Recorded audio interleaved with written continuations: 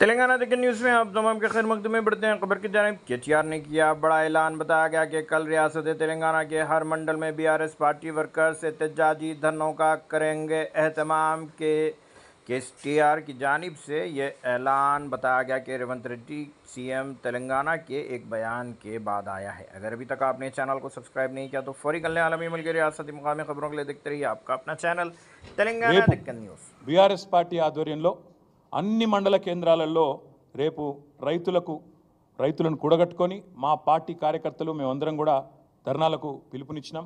నేను ముందుగా ఈ ధర్నాకి పోయే ముందు మా నాయకులకు నేను విజ్ఞప్తి చేస్తా ఉన్నాను.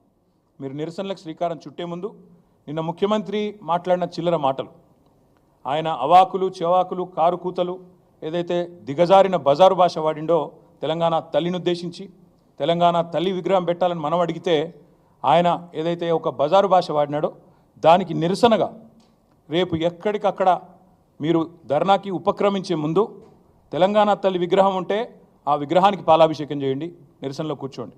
ఒకవేళ అక్కడ విగ్రహం లేకపోతే మీ మండల కేంద్రాల్లో తప్పకుండా ఒక ఫ్లెక్సీ అన్న పెట్టి తెలంగాణ తల్లిది ఆ తల్లికి పాలాభిషేకం చేసి ఈ మూర్ఖుడిని క్షమించమని కోరి దయచేసి నిరసనలకు ఉపక్రమించమని చెప్పి మా నాయకులకు మా కార్యకర్తలకు నేను విజ్ఞప్తి చేస్తా ఉన్నా. మా